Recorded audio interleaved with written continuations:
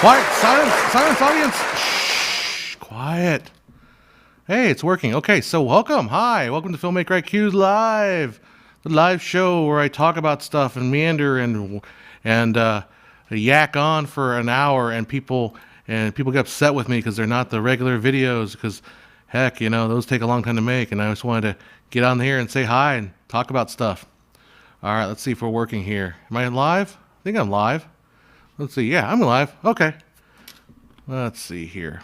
So last time I talked about, we got 7 concurrent viewers. My anal ticks is not catching up to reality yet, so we'll ignore that.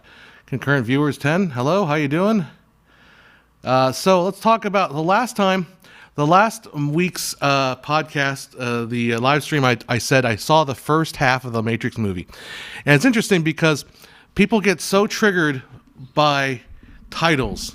It's ridiculous how triggered people get by titles.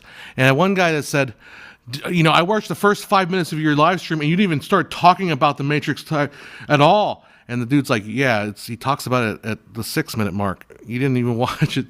And then another dude that didn't understand what I was saying about the movie said, bro, you gotta you and your boomer, man. Not everything the new is bad, ultimately bad. The new Matrix is actually brilliant. You're just a boomer, man.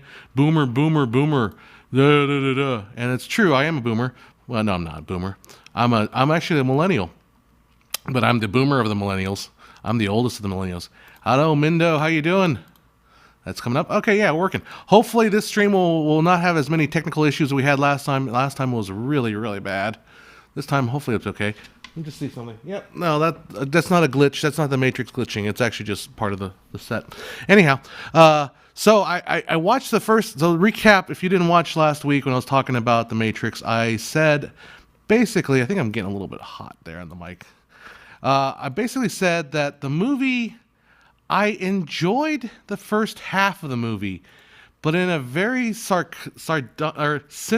manner, in a way that was very tongue-in-cheek, and I basically connected it to what happened when Abbott and Costello meet Frankenstein. It became to that point where it's no longer, it's a parody upon itself, right? That's how I got, and I'm already seeing the comments are saying like, oh, rip your brain, I'm done with the Matrix, I'm sick of it, it's horrible, it sucked. I don't think it sucked. I think, but I saw a Reddit comment that I wanted to reiterate. I don't think it sucked, but I'm not going to disagree with anybody who thinks it did, because it was so weird. Hey, how you doing, Rick? Said, I always read a Rick's comment. I laughed so hard last week, I checked up on my jambalaya, and the next day I blew it in a nose of grain rice came out. Oh, sorry about that. I mean, we just had a major technical problem, some cosmic rays affecting the stream. I don't understand what happened last week. But other than that, everything seems normal. But anyhow, the Matrix. So, I said last week, and I finished the Matrix, and unfortunately, the first half to me was much more enjoyable because it was that parody of itself. It was kind of a commentary on itself. Look, here's the thing. I grew up. I turned like 17 when the first Matrix came out, so I'm of the generation that they talk about. Like, oh, Matrix changed everything and all that stuff. So I am there. But I never ever took Matrix that seriously, So, but then, so I never, like, the 2 and 3 I saw, but I was like, it's okay. So to me, it's not a very important franchise in my creative life, and my devotion to the story is not that deep. So when it came down to basically parodying itself, like, I was like, okay, it's kind of cute. It's kind of funny. I really do wish that the first half, they would have kind of kept it a little more like, is he really imagining it? Like, if they would have drawn that even further out, because they kind of abandoned the idea halfway through. They kind of say, well, I kind of enjoyed the whole part was, is he imagining this or isn't he imagining? You could make an entire movie surrounding that, but they just decide, well, no, it's not real. It's just like, no, it's all fake, it's all phony. And so it delves into the quote unquote real world, it does to me lose a little bit of the tongue in cheek fun of the movie, and it becomes it becomes sort of just, well, you can't take it silly. You can't take it seriously. It's just becomes silly nonsense. It's just over the top, silly nonsense. And when I first watched it, like there's a shot in there, and it's in the trailer, so it's not giving away anything. But I guess in this Matrix, all the people can be taken over by the robots at any time. So there's a shot they're driving down the street in a motorcycle, and there's a couple in bed, and it's out of nowhere. So you're just watching this action scene, blah, it's boom, boom, blah, blah, action, and all of a sudden, shot a couple in bed. And like, okay, that's a tonal shift. That's pretty funny. And then the husband wakes up, the wife's like, hey, honey, what's going on? And he's like, he turns into the robot, and he just starts running at the window, and he leaps and starts and suicide dives himself to try to suicide bomb the motorcyclist. And it just became like, okay, that's just funny. So over the top, it's just ridiculously funny. It's insane. It's like, if you approach it with that, if you're not, like a lot of people, I think I see a lot of comments are like super like being pissed off about it. But if you approach it from a perspective, like they at this point be like, and I think this is true, that, oh yeah, Warner Brothers wants us to make another Matrix, and they're going to make one if we're not involved. So, all right, we're going to just go ahead and make this crazy movie. Like, I was telling my friend, because we went to Vegas for a couple days, and I was like, you gotta watch this thing. You gotta see this, because we gotta talk about this. So we watched The Matrix Revolution there, and I said, there's this whole section, it's like a heist where they have to go, and again, it's spoilerishy, but if you haven't seen it, you've probably seen the opinion on it. It's not worth it if it, whatever, spoilers, whatever, blah, blah, blah. So they have to go and rescue Trinity from the machine and get her out. And it's just, and they're all sitting around this table in this other Matrix-y world, and they're all like explaining this heist plot. But it was like they were showing the plot as they explained it in excruciating detail. It's like, okay, first we're going to bypass the molecular structure of we're going to send our robot, and then it's going to go through here and get through the defense systems. And if we're lucky, we will survive this. But they're showing this as it goes. And I said to my friend Joe, I said, I could save the production $30 million by just saying, we're going to go rescue Trinity. How? And Neo will go, how, man? How? And I'll say, don't worry about it. And that's exactly what the effect with all that sequence. Like I don't know if it's $30 million, like $5 million of CGI of all this. We're going to go through here and do this. And so like, we rescued Trinity. How? Don't worry about it. We just did it. Like, don't worry, because it matters nothing to the plot. There's no drama. There's nothing interesting. Don't worry about it. It's just like eye candy stuff, and it's kind of dark and hard to see anyway. So don't worry about it. We just rescued her. Yeah, let's just move on to the next part of the story. So the movie is just silly. It's just you can't take it seriously. If you don't take it seriously, then you have to be mad at it. Like, I think a lot of people, I get the sense that people are mad, like, oh, this is horrible what they did to the Matrix. Is like, I don't think they did much at all. It's like I admit I did watch the Red Letter Media guys. After I watched it, I was like, and they had kind of a similar opinion. It's like, well, I don't hate it, but I wouldn't recommend it. So, yeah, my goodness. Anyhow, that's the Matrices. That's my opinion. Now that I've watched the whole thing, I can say the first half is to me a little bit more fun and enjoyable. It's a little more like games, but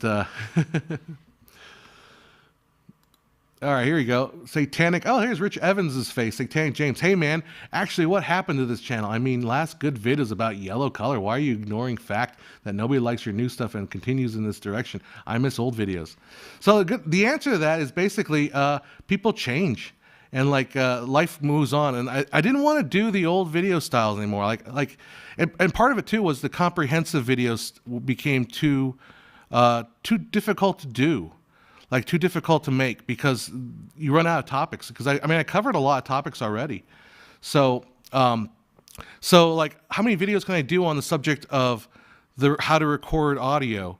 Yeah, like I have to start digging down to certain topics. So that's why the last few videos I've been doing are all on specific audio topics. So I heard they shot on Kermodo, which is weird. So I have to dig down on certain topics. So the comprehensive videos, I feel like I've kind of covered the ground, and I don't really necessarily want to go back and remake them into new stuff. So, and as far as people not liking the new stuff, well, I don't care. You can do whatever you want.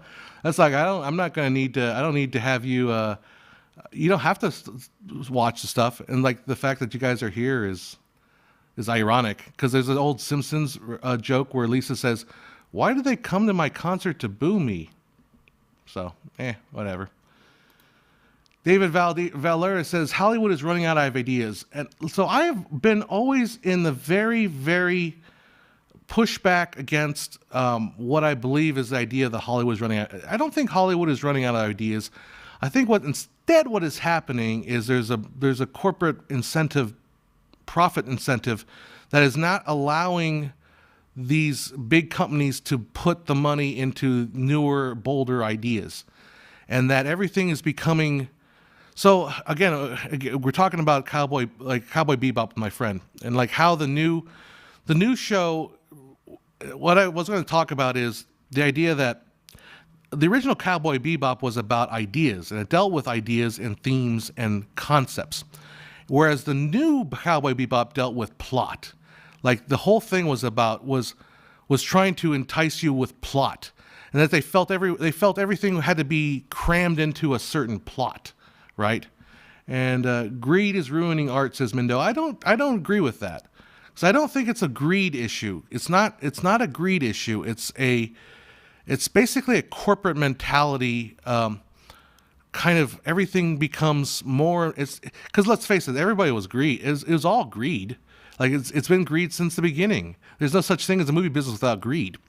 The problem is that it's become so like corporatized. And again, I'll get in trouble for saying this because I am a capitalist. I don't believe any other system would work. I don't agree that all capitalist systems, I don't believe that capitalism is perfect, but it is the best system there is. But there are obviously problems, and we have to deal with the problems. And I think that's the only reasonable, mature way to approach it. And the problem with the corporatism of Hollywood is that now it's like, okay, we're going to make a movie, but it's going to cost us $235 million. Like, no one has $235 million to spend on a movie. Something as frivolous as a movie, $235 million could build a whole town, of infrastructure. It could build farms. It can build all kinds of wonderful industrial products. But we're going to put this into a piece of art. Well, then if we're going to do that, we're going to test the crap out of it. We're going to get 10 committee people to talk about, well, is that thing test well? That test well. So they're trying to put all this thing through committee, and it doesn't work. It becomes the committee thing, and it becomes just boring and uninteresting. So, I think that's what's happening with corporate Hollywood.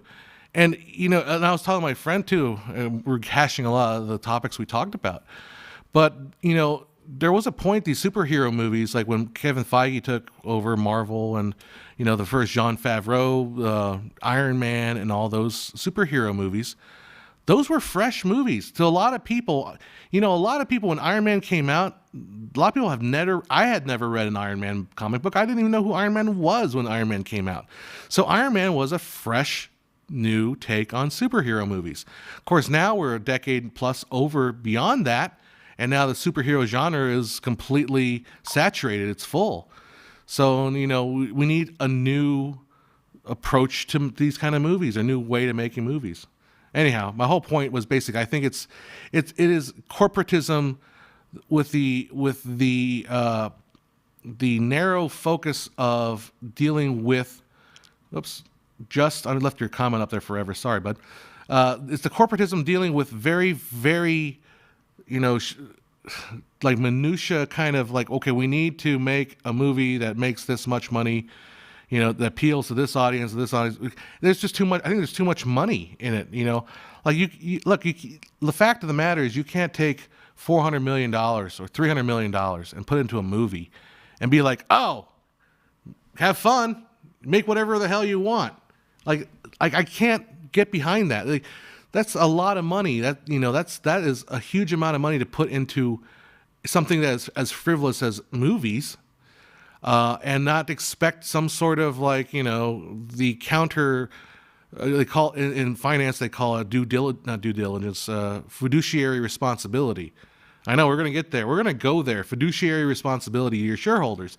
You're taking people's money. You're taking people's retirement accounts, their life savings that are invested in your stocks, and you're going to bet it on some movie, off these awful movies. That's a lot of money. There's too much at risk for these big, big movies. So that's, I think, the problem. I think that is the problem. We do need to. Well, first of all, we can't. We also have to get to the point we have to accept that those kind of movies are going to be cookie cutter, and they're going to be not push you, and just enjoy the artistry of, having $300 million to spend on the world's best artists. All CGI and all that stuff. Okay, good. Let this, show me your razzle dazzle, and that's all it's going to be. Like, you can't expect anything else more than that. There you go. Ben Janover says, but Hollywood devised a system which demands those budgets. Nobody else set that bar. Not necessarily. So, yeah, I mean, you're right. It is a self-feeding, beast, I guess is what I'm trying to say.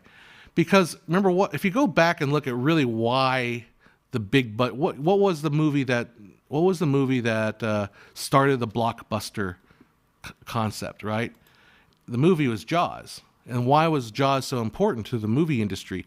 Because until that point, most movies would open in like New York and LA, and then they would play for a couple weeks, and they would move across the country, and then they would move to like Philadelphia, then they move to Delaware. They would start expanding out after they had their big premieres, and they would expand out to the smaller sticks, right?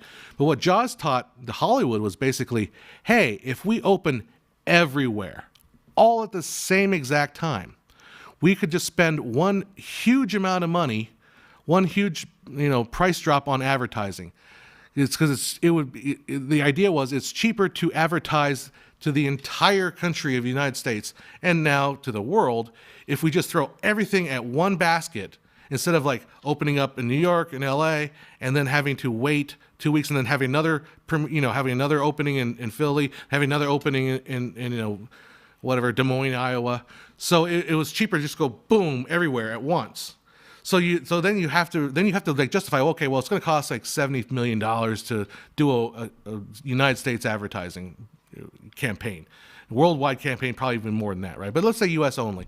So we just do one big boom, $70 million. Well, that's a lot of money, $70 million. We better make sure we got we got to make sure we have enough, a good enough film to justify a 70. So it feeds itself, right? So then you get the bigger budgets, and then the bigger budgets, more advertising. It just keeps going and going and going and going. I mean, it's complicated. Like, how do you go against that? I don't know.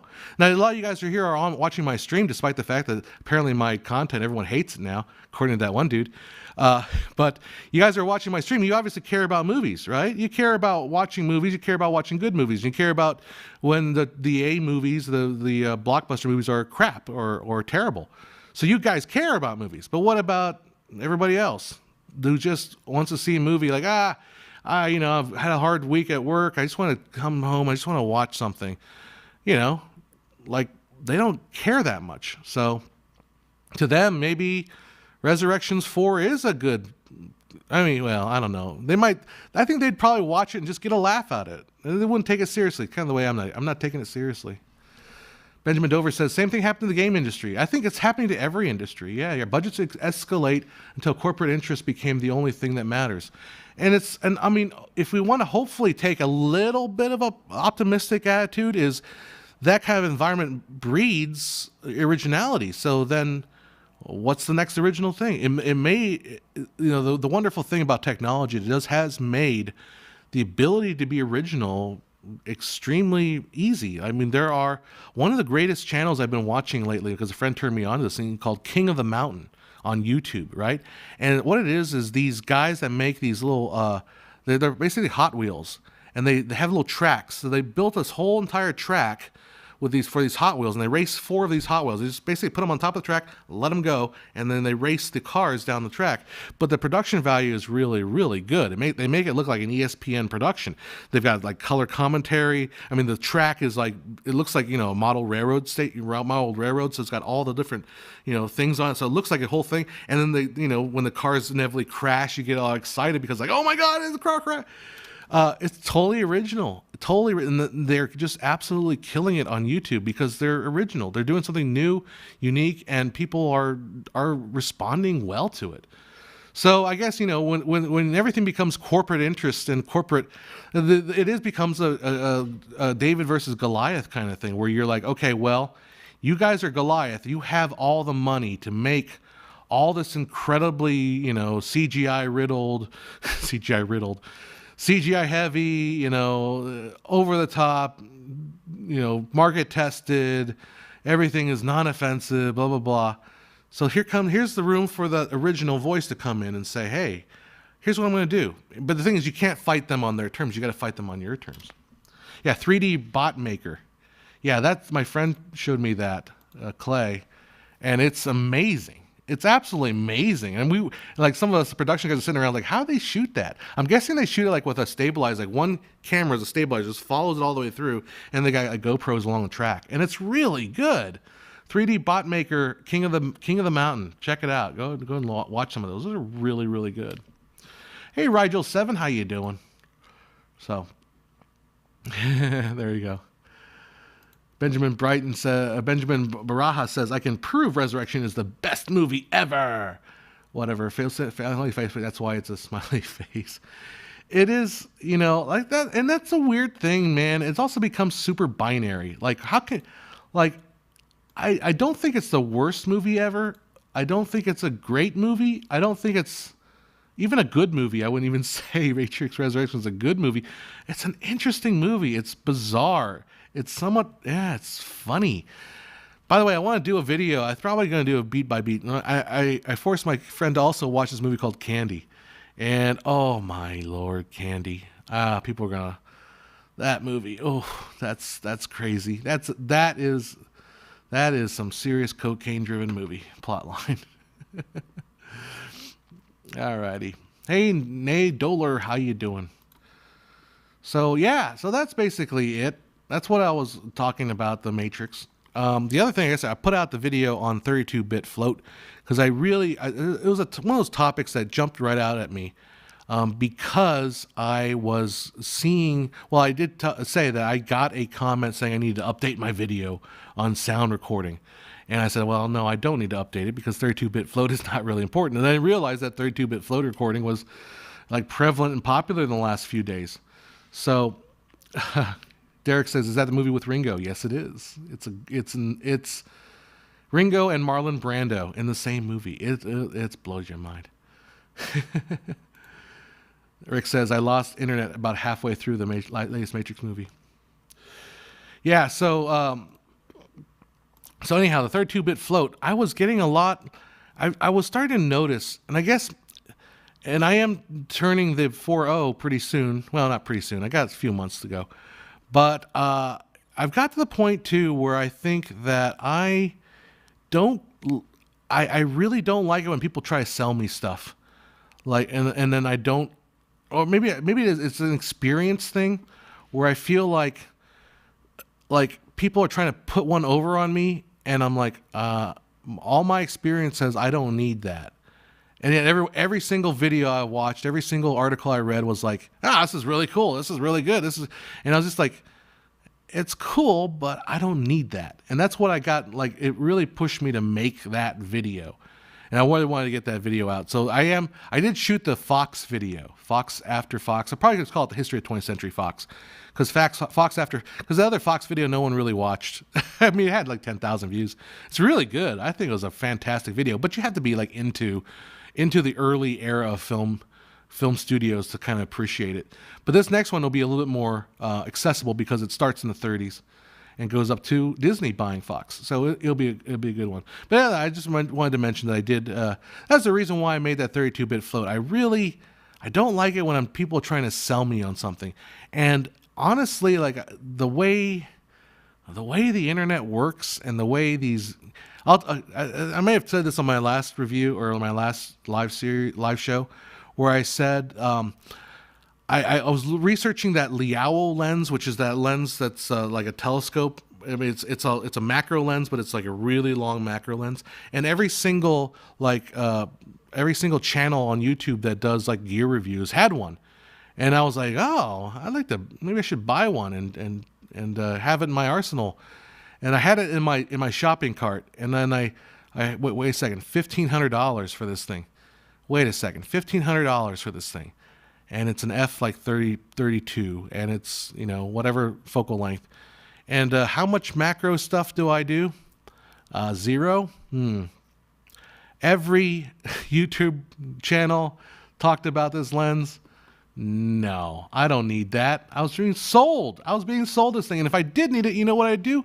I'd go to a lens rental place and rent it for a couple $100. I wouldn't spend $1,500 so I could sit and gather dust with all the other lenses I have, which are also gathering dust. Like, you can only put one lens on a camera at a time. So if you're not using the lenses, what are they doing? I don't know. So anyhow, let's go back to your comments. All right. Oh, you saw I saw 5 minutes inside to watch Netflix's The King. It was stirring. Did you catch Open House on Netflix? Worst movie ever. Oh, Open House? No, I never heard of Open House. That you're talking about Full House. Like, that's another sad story about Bob Saget leaving our mortal coil. But I was like, I was kind of looking at some of the Bob Saget stuff and saw like, oh, he came back for the Fuller House, and like, do we really need to mention that? Can we just leave it at Full House and then he was great on other shows and comedy things that he did? Pedro said he did like the new Matrix movie. I will not disagree with anybody that dislikes it or likes it. I don't think that's a bad thing. I liked Magic Christian. Okay. I really love your technical and history videos, amazing research and storytelling. When are you getting back to them? Well, I just put out a technical video. Didn't you see it? I put it out like 4 days ago. And the history there's going to be a history video. Again, like I said earlier, there is, you as an artist, as a creator, you can't play the same album over again. And if you like those old videos, and you can watch those old videos, I'm not taking them down at all. So please do continue watching the old videos. If you don't like the new stuff, then just watch the old stuff. I am not going to be offended. I think I'm more offended by people telling me that, hey, you need to make the more old stuff. It's like, yeah, okay. But no, I'm not. I'm not going to make them the way I used to, because it's a different time. It's a different time in my life, different time in YouTube's life too, because back then too, that's when YouTube actually paid money for videos. Like nowadays, like I literally have to make them a lot cheaper to make them work, even make sense of them. With Peter Sellers was not in that one. You're thinking of Lolita, which Lolita and Candy are very similar. Lolita and but other than the fact that the connection between Candy was written by Terry Southern, the novel, who also wrote Dr. Strangelove. So Dr. Strangelove and Lolita and Candy have a little bit of the similar DNA. Similar, not much, but similar. Even that's a stretch. But that's the connection. But Lolita is the other movie. But they both star a pretty blonde girl. Only one's in color, and Lolita's in black and white, and Candy is just off the balls, tripping, crazy insane. And I think anybody in the modern world would call that movie. It's the plot. And that's how I'm going to do the video. I think I'm going to tell you the history of Candy, and then I'm going to go and step by step explain the plot. And I swear to God, Cats makes more sense than Candy. Which is why I kind of love that movie. I love movies that just have the audacity. And Marlon Brando said it was the worst movie he ever made. And he is 100% right in that. It's an awful movie, but it's a daring. There's like a WTF part of the movie. Like in the Matrix 4, that one exec's like, people like to have the WTF tickled in their brain. That movie is a WTF tickler. That put that on the poster. This movie is a WTF tickler.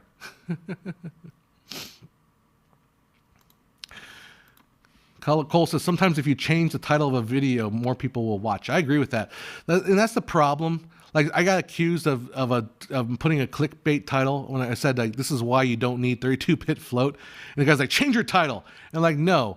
And pardon my French, I want to say no and fuck you. Fuck your ass. Fuck you to hell, and hope you die of COVID. Oh, I probably got canceled by saying that. No, I'm not changing the title. Do not change the title for anybody in the comment section, because that's a power play. And we just don't do it. Don't even listen. First of all, people that make comments on the videos, you guys are watching, you guys are fans. So if you're tuning in live, you're fans, except for that one dude that was being a dick. But you guys are for the most part fans. But the commenters, people that are motivated to comment, are usually crazy people, or people that have a screw loose or something, and that's their problem. So anyhow. Eric H. says there's a podcast named You Must Remember This that documents the early years of Hollywood. Cool. It's really good. Good shout out to the You Must Remember This. A kiss is just a kiss. A sigh is just a sigh. The fundamental things apply as time goes by. I just feel like from cinematography point of view, the film quality is just not there anymore, or very rare if we ignore CGI. I get what you're saying. I find that cinematography is one of those things that's super hard to judge. Like, I don't know. Like, I've seen so many movies, or I don't get excited by really good cinematography, I guess. I don't know. When I watch a Roger Deakins movie, there are times when I'm watching a Deakins movie, I'm like, oh crap, that's a cool shot. That's really cool. Or that's really, there are times, I don't know, cinematography is one of those things that needs to support the story. There's a flashy cinematography. I don't know. I haven't really been in the game. I'd say you're right. Yeah. It depends. It depends. Everything has to be in service of a story or in service of a thing. Like, if you look at the cinematography of the Grand Budapest Hotel, like, that is not anything like the cinematography of 1917 or any of the Roger Deakins shots. They're completely different things, but they work differently. So it's tricky. It really. At this point in my life, I feel like I really only care about the story. That's the only thing left in everything. If the story is like story first and foremost, if that's not good, then I don't care about anything else. I guess cinematography a little bit, cinematography. If you follow filmmaking memes, filmmaker memes, or whatever, film set memes. Cinematography was really good. Never mind. I'm not pushing back on you, man. We're just talking about stuff. David says, my wife went to New York Film Academy. She came back home and asked me to be a cameraman. Has had to watch all your show to learn the basics of craft and help enormously. Awesome. Is Matrix 5 coming? Is that what they said? Oh my goodness, really? I wouldn't go to the theater to watch Matrix 5, but I will watch it at home if it's on HBO Max. I will watch it at home, and I will expect it to be absolutely hilarious. I'm sorry. If it's boring, if it's just like a standard fare, we got to fight the machines. And, the weird thing about the gunplay in the Matrix movies is, like, it's so ridiculously bad, and that, like, nobody can hit anything. That it's like, why even bother with guns if nobody hits anything? Maybe occasionally the good guys will shoot up will kill a NPC character, a robot. But why bother with guns? They're not. They're just. It's like flashbangs. They don't do anything. What's next? Battlestar Galactica. That Battlestar Galactica. That remake was my favorite. One of my favorites, and it's not partly because of William Edward Olmos. No, Edward James Olmos. Oh my God, I love that guy. Yeah, new Morpheus is like, you know what we need? Nostalgia. But that's why it was funny. It's so referential. Oh, I said the F word. Believe me, I said friend a lot. You're fired. 32-bit Bob Greaves, living with wisdom. Bob is only needed when you are doing some serious editing of multiple tracks. No, it's not. It's not even needed there, dude. It's needed when you. Well, yeah. Okay, now I get what you're saying. It's needed when you're editing. It's needed in the post world. It's needed in the actual like processing part. But recording, you don't need 32-bit at all. Like, there's absolutely no. The only reason, and someone did kind of did demonstrate one practical reason I saw for 32-bit, and that was if I gave a recorder, if I was shipping a recorder to somebody who has zero experience whatsoever, and like could not be able to sit down for a lesson for anything, then maybe, and even then it's question. I mean, yeah. Then if I'm shipping a recorder to like somebody, say, okay, record this and just ship it back to me. Maybe then it's a use. But even then, it's like, that's so convoluted, man. That's such a convoluted use case. So, Magic Christian with Ringo. Magic Christian had Peter Sellers and Ringo in it too? Oh, I did not know that.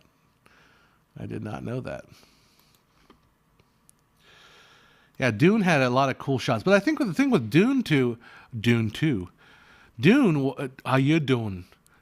Never mind. I cracked myself up. But Dune also had a good story, I think. I think Dune had, or at least Peter Villeneuve was able to do Denny Villeneuve. What the hell am I thinking? Denny Villeneuve was able to do bring the awe of the movie, of the actual epic story. It felt Lawrence of Arabia-esque.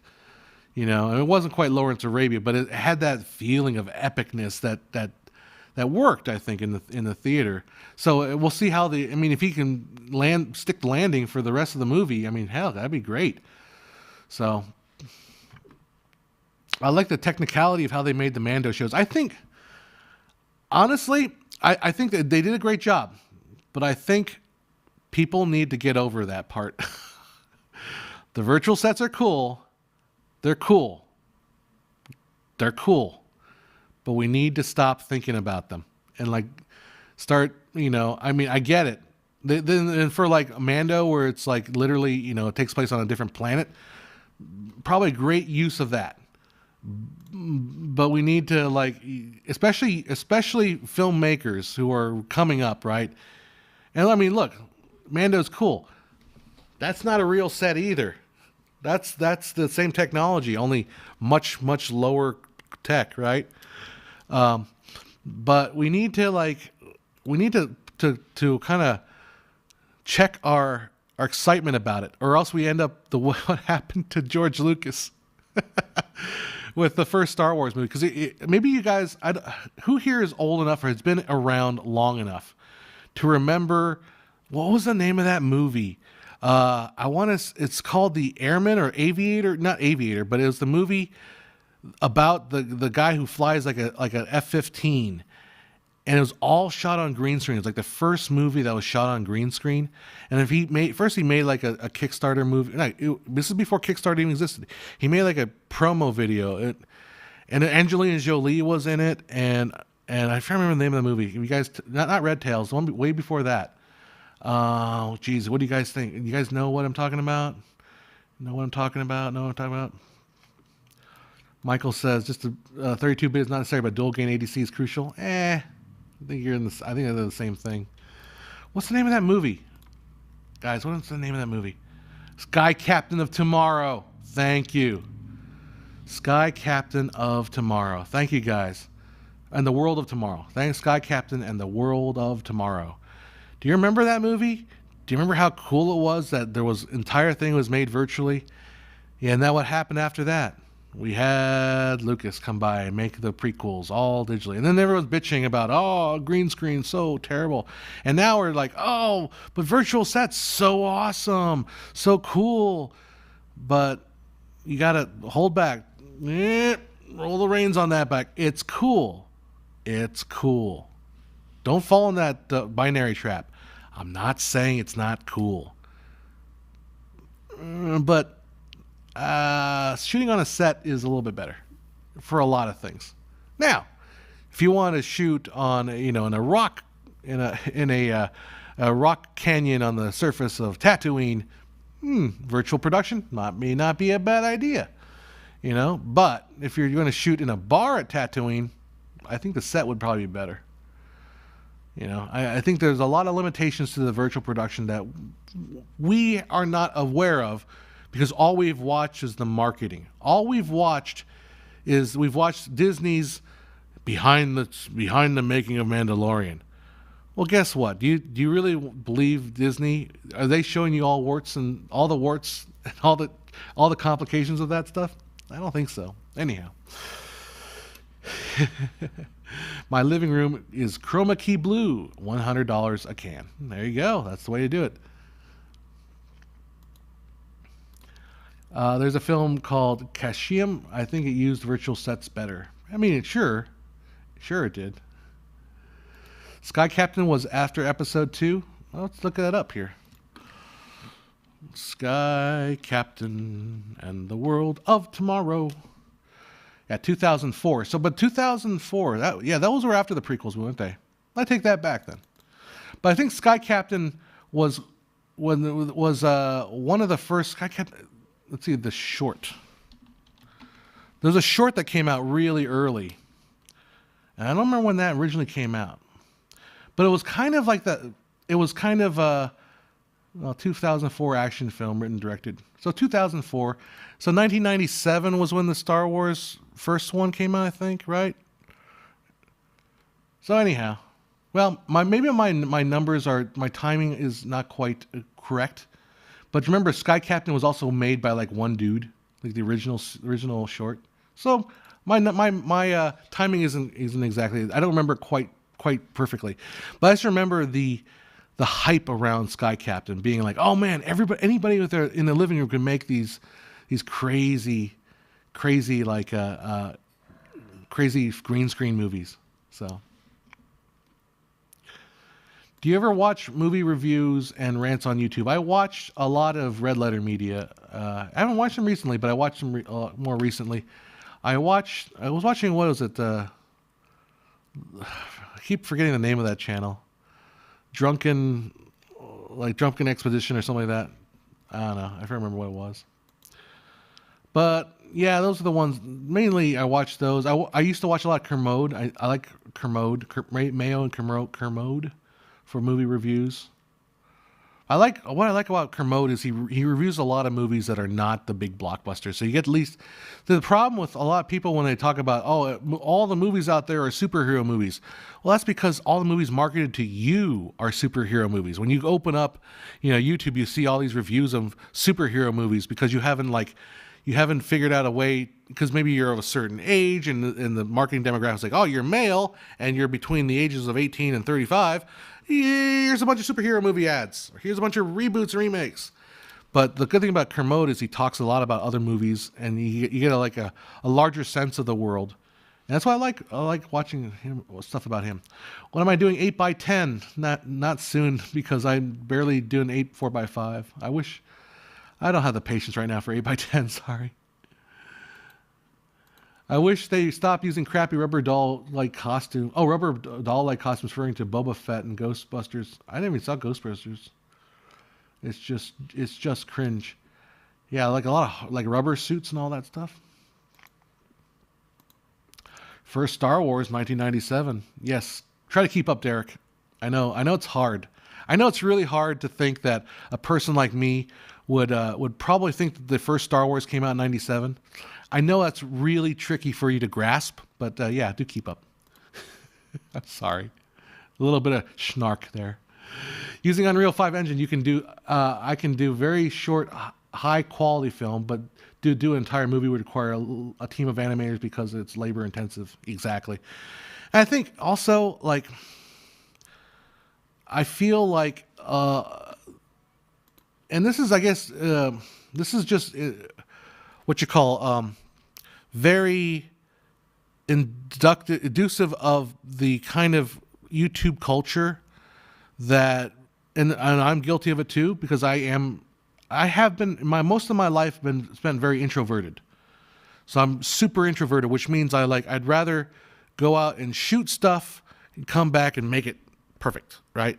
I don't, to me, it's more about things. And then as I've gotten older, I've gotten less introverted and more about like communicating and social organization. So the attraction of being able to shoot a movie on green screen means you don't have to go and find a location. It means you don't have to do this. So, but what happens is you basically move all of the work to post-production, where you can basically spend forever doing it by yourself, whatever. And there's attraction to that as far as YouTubers or people that are watching YouTube. There's attraction to that. I think a better push would be to get people to go more toward making movies in the real world. Going out and talking to a diner if you need to talk to, and then say, hey, I want to make a movie. What's it going to take for me to rent this out? Maybe I can make you a commercial. Maybe I can put your name in the movie, or maybe I can buy food for the crew and then we'll just make the movie here. I think it's better to push people to do stuff in the real world rather than having everything being super intensive, virtual screens and CGI and all. And I get the attraction. I just don't think, I think we need to push the other way, especially now that, we're coming out of this pandemic. That's my goal for 2022 is to go that direction, is head toward that. And I do have some stuff that we're trying to come up with for the rest of the year as far as what we can do with this channel.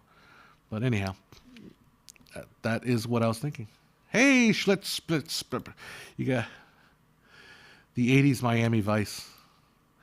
Westworld had CGI. Westworld had the first CGI, I think. Depends on how you define CGI. That's the thing, like if you define CGI as computer generated imagery by exactly those terms, and the first CGI was like Vertigo, or you go way back. But if you want like first character CGI, like the famous one is that one, I think it was Sherlock Holmes, or is that playing card that's the fighting playing card. So it's hard to define. First is always a hard definition to explain. Let's see here.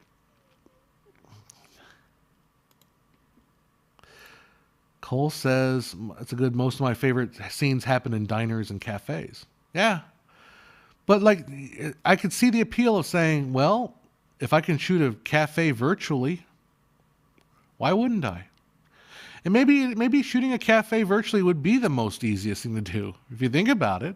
I mean, if all you're doing is a static shot, who cares? Now I'm gonna jump around the other side. But then again, it costs money. Like, what would be cheaper? Going and actually shooting a diner. Now, of course, depends on where, if you're in LA. Well, even if you're in LA, getting a permit to shoot in a diner is probably cheaper than getting the entire virtual set to work. And then having to do this, and having, if you don't already have the skills to do the Unreal Engine stuff, having to create all, purchase somebody or hire somebody to do all that, it adds up. And it doesn't have that tactile feel. You can make it have that tactile feel, but it's hard. My dog likes the old videos because of the intros. Those are fun.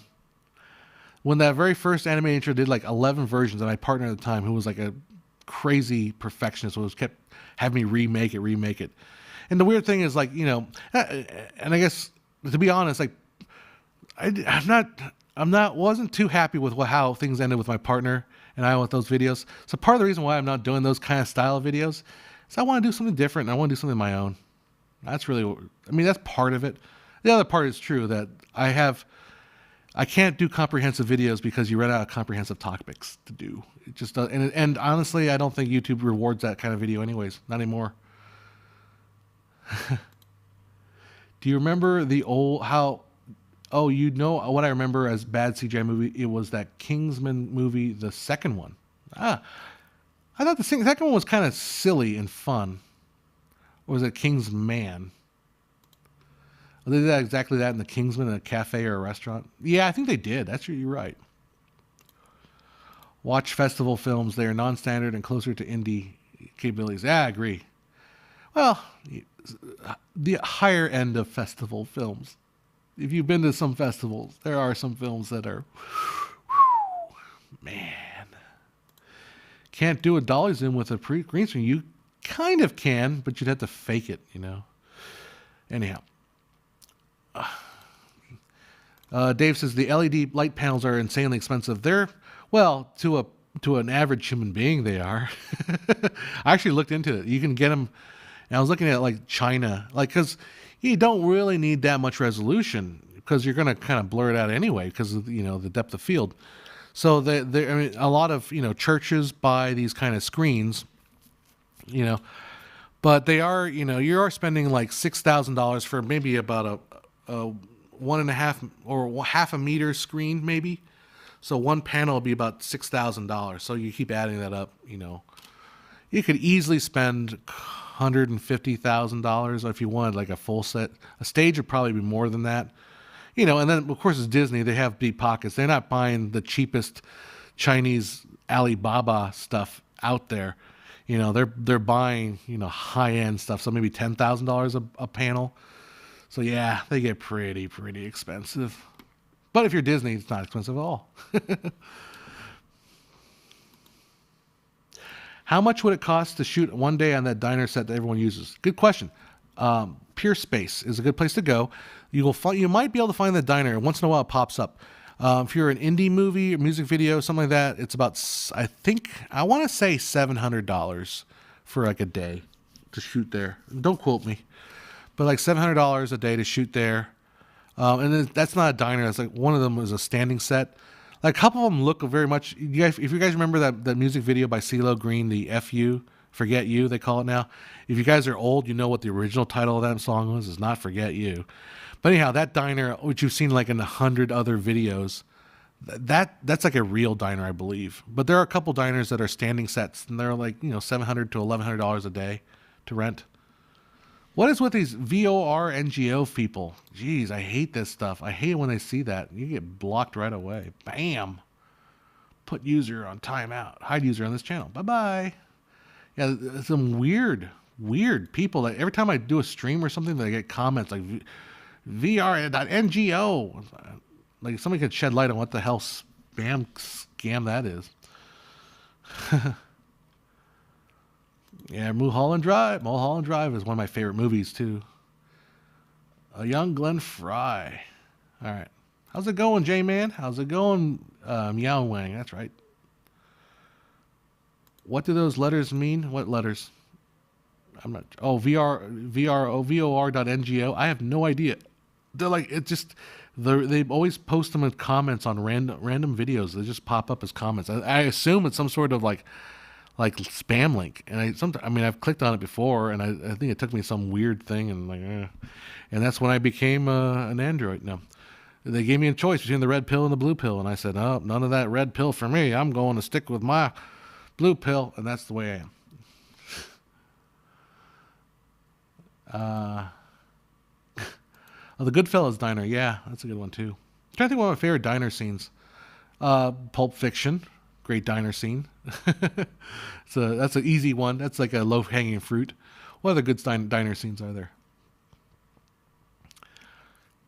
Did you watch the Dexter series? Yes, I did. I started watching the first episode of the new Dexter series, and I was like, this is okay. But I don't know. I don't remember if I was subscribed to Showtime.